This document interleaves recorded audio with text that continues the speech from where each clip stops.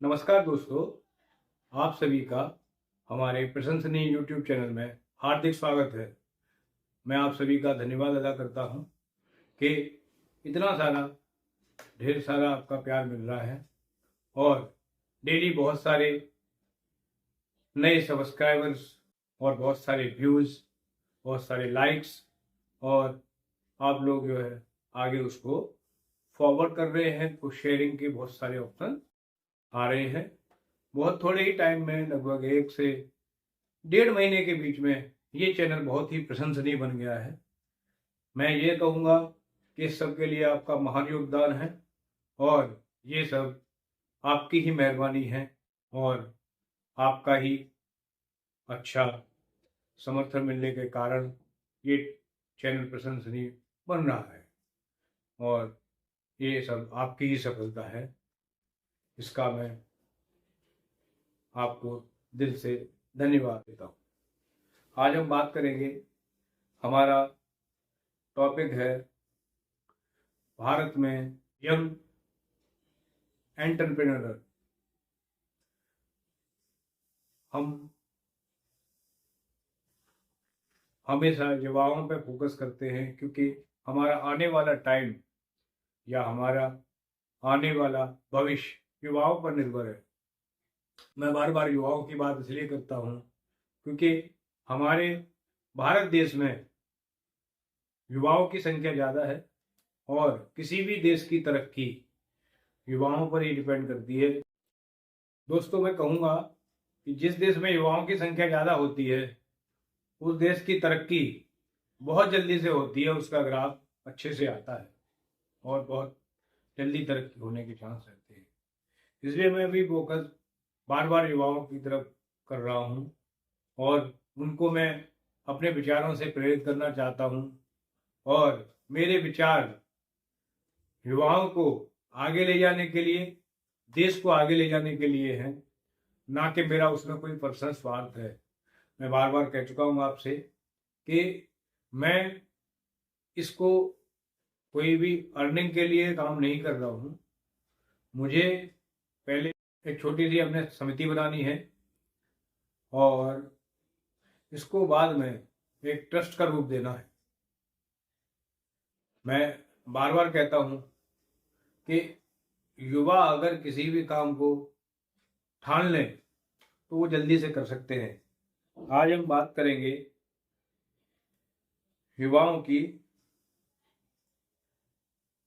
Youngest entrepreneurs in India. ये इसके कुछ बहुत अच्छे एग्जाम्पल भी हैं।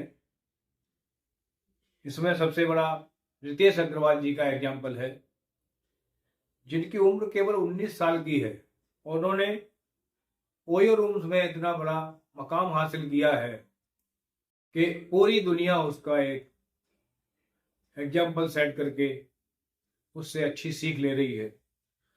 दूसरा, ख्वाजा नज़ीर का भी हम बात कर सकते हैं, जिनकी उम्र काफ़ी कम है और उन्होंने ई कॉमर्स ब्रांड की युवा सीईओ बनी हुए हैं वो, और उन्होंने बहुत अच्छा मुकाम हासिल किया है।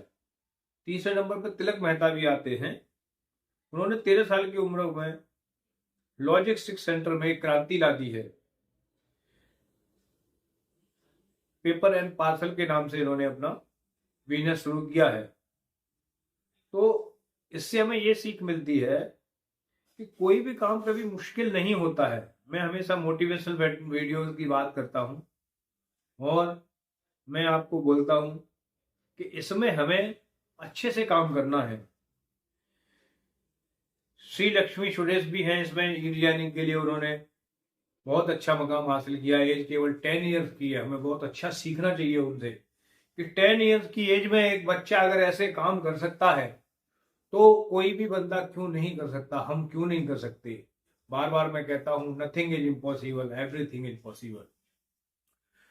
ऐसे ही एक और नाम आता है एडविन ठाकुर। ये इन्होंने एपेक्स इन्फोसिस में इंडिया में बहुत अच्छा मकाम हासिल किया है। तो हमेशा हमें ये देखना है कि जब दूसरे लोग कोई भी काम कर सकते हैं तो इनसे हमें सीख लेनी चाहिए। इनके गोल्स बड़े थे, ड्रीम बड़े थे, सपने बड़े थे और उन्होंने उसको साकार करने के लिए रात और दिन की मेहनत लगाई है अपनी। मैं बार बार कहता हूं कि कभी किसी को सफलता एकदम से नहीं मिलती है। सफलता के 50-50% के चांस रहते हैं। हमें रिस्क टेकिंग कैपेसिटी भी होनी चाहिए और हम जो रिस्क लेते हैं उस पर भी कैलकुलेटेड रिस्क होना चाहिए, क्योंकि जरूरी नहीं है कि सारे बिजनेस या सारे आइडिया या कोई भी एंटरप्रेन्योरशिप या आपका स्टार्टअप सक्सेस हो ही जाए। लेकिन मैं ये आपको इंश्योर कर सकता हूँ, वादा कर सकता हूँ कि अगर उसके फेलियर से भी आप कुछ सीखेंगे और उन कमियों को धीरे धीरे पूरा करेंगे तो 100%, 110% वो बिजनेस सक्सेस होगा ही। लेकिन उसके लिए रातों दिन की मेहनत लगती है, रातों की नींद लगानी पड़ती है। नींद लंबी लेते थे, वो नींद आपको अपनी काम में लगानी पड़ेगी, मतलब आपको नींद को उड़ाना पड़ेगा। रात को ज्यादा घंटे सोओगे, फालतू के विचार आएंगे, शरीर भी मोटा बढ़ेगा और उसमें शरीर में कोई भी क्षमता नहीं रहेगी। इसलिए हमेशा रात को जल्दी सोने पर फोकस ना करें, सुबह जल्दी उठने पर फोकस करें। अगर आप सुबह 6 बजे से पहले उठ जाते हैं तो आपका क्रिएटिव माइंड बहुत तेज काम करेगा और हमेशा आपको एक एनर्जी महसूस होगी, जिससे आप सुबह अपने फ्रेश होने के बाद पूजा करेंगे, मेडिटेशन करेंगे और अपना सारे वर्क की प्लानिंग करेंगे और सुबह 12 बजे तक का काम सुबह 8 बजे तक आप खत्म कर लेंगे और पूरे शिफ्ट का काम जो आप दिन भर में करने वाले हैं वो आप लगभग 12 बजे तक पूरा कर लेंगे। फिर पूरे दिन आपको लगेगा कि यार अब तो मैं और अच्छा सोच सकता हूँ और कुछ नया कर सकता हूँ और कुछ बेहतर कर सकता हूँ, जो कर रहा हूँ उसको और कुछ बेहतर कर सकता हूँ, अपने आप के स्किल में 1% ग्रोथ कर सकता हूँ, जहाँ जिस परिसर में मैं नौकरी कर रहा हूँ, अपना काम कर रहा हूँ, उसमें और बेहतर कर सकता हूँ। हमेशा ध्यान रखना है कि मेहनत करने वालों की कभी हार नहीं होती। और मैं बार बार कहता हूँ कि आपको एक थिंकिंग बनानी है और सोचना है हम होंगे कामयाब, हम होंगे कामयाब।